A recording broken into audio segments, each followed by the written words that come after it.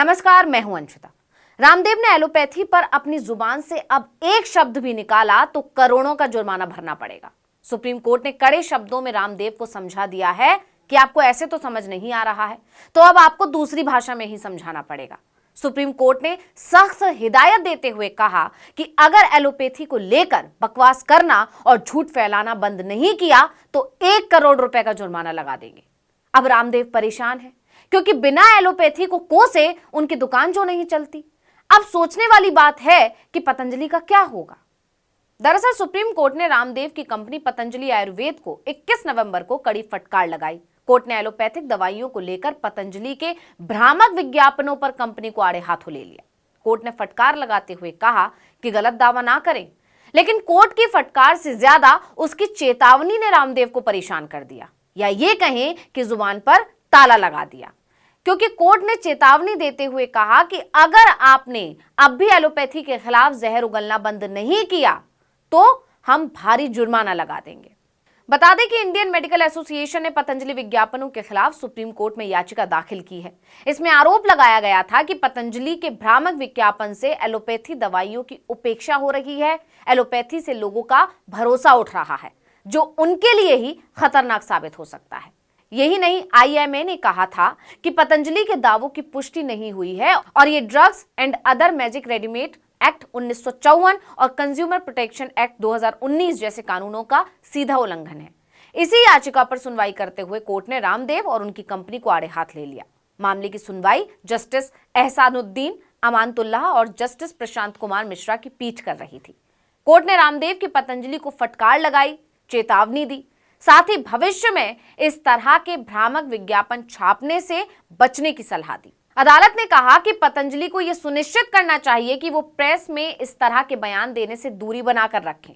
इसके साथ ही इस मुद्दे को एलोपैथी बनाम आयुर्वेद की बहस नहीं बनने की भी हिदायत दी। कुल मिलाकर कहा जाए तो रामदेव को कोर्ट से जबरदस्त झटका लग गया। अब रामदेव एलोपैथी को कोसना तो दूर, गलती से अपनी जुबान पर उसका नाम भी नहीं लाएंगे। होश में तो छोड़िए, नींद में भी नहीं लाएंगे।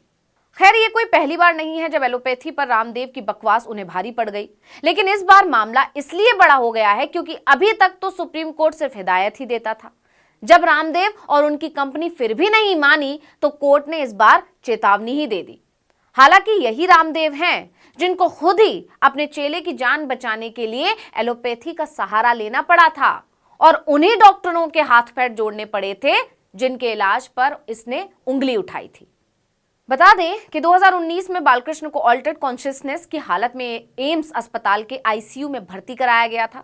इस बीमारी में मरीज अपने आसपास की चीजों को समझ नहीं पाता है। खैर, सहयोगी तो छोड़िए, खुद रामदेव को एलोपैथी की शरण लेनी पड़ी थी। बात अन्ना आंदोलन के समय की है। रामदेव भी तब मुखर होकर मोर्चा खोल रहे थे। वो दिल्ली के रामलीला मैदान में अनशन पर बैठ गए थे। उनका स्वास्थ्य गड़बड़ा गया था। इसके बाद उन्हें देहरादून के जॉलीग्रांट अस्पताल शिफ्ट किया गया। रामदेव को इस दौरान बीपी की दिक्कत हुई थी।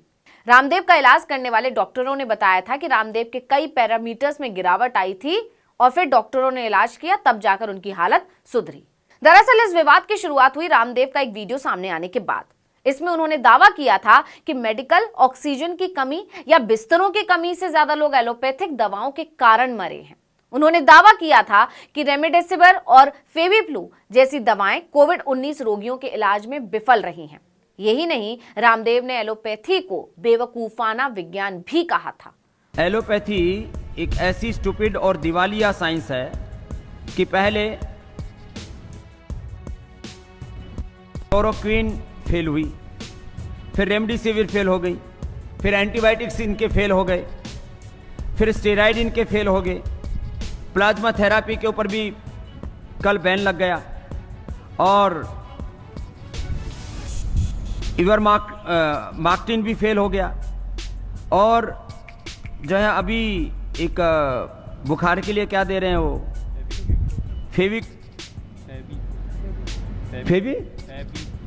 फेविफ्लू, वो भी फेल है। जितने भी दवाएं दे रहे हैं, फिर लोग कह रहे हैं तमाशा हो क्या रहा है। बुखार की दवाई उनकी कोई कोरोना के ऊपर काम नहीं कर रही। उनके इस बयान ने बवाल मचा दिया था। वीडियो सोशल मीडिया पर वायरल हुआ था। इससे डॉक्टरों में आक्रोश फैल गया। आईएमए ने रामदेव को कानूनी नोटिस जारी कर दिया। इसके बाद रायपुर और पटना की आईएमए शाखाओं ने उनके खिलाफ एफआईआर दर्ज कराई थी।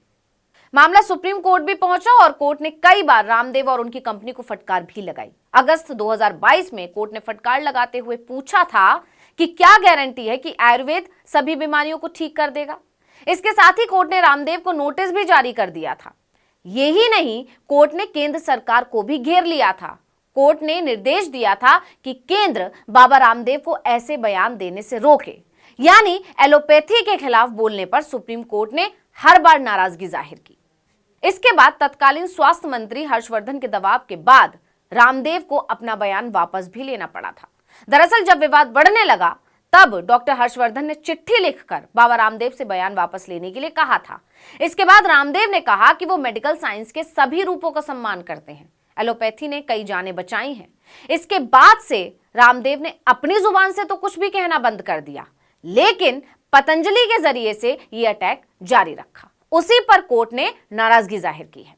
दरअसल पतंजलि आयुर्वेद ने दावा किया था कि उनके प्रोडक्ट कोरोनिल और स्वसारी से कोरोना का इलाज किया जा सकता है। इस दावे के बाद कंपनी को आयुष मंत्रालय ने फटकार लगाई थी और इसके प्रमोशन पर तुरंत रोक लगाने को कहा था।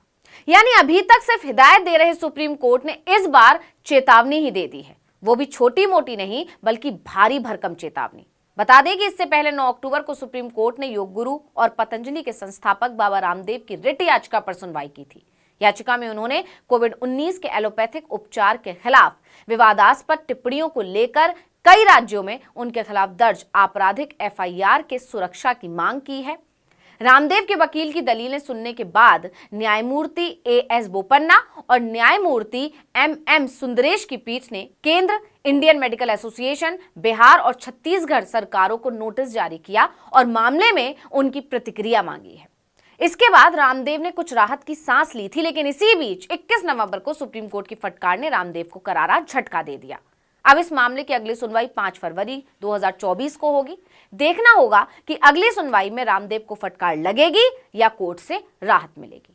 तो इस वीडियो में इतना ही। आपसे अनुरोध है, यूट्यूब पर हमारे चैनल आर्टिकल 19 इंडिया को सब्सक्राइब कीजिए, फेसबुक पर लाइक कीजिए, कमेंट करके बताइए आपको हमारा ये वीडियो कैसा लगा। आने वाले दिनों में हम और किन मुद्दों पर वीडियो बनाएं ये भी जरूर बताइएगा। ट्विटर हैंडल है आर्टिकल 19 इंडिया, इसे भी फॉलो कर लीजिए। नमस्कार। एलोपैथी एक ऐसी स्टूपिड और दिवालिया साइंस है कि पहले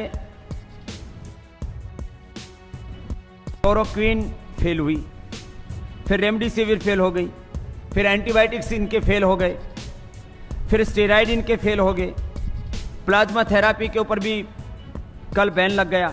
जितने भी दवाएं दे रहे हैं, फिर लोग कह रहे तमाशा हो क्या रहा है। बुखार की दवाई उनकी कोई कोरोना के ऊपर काम नहीं कर रही।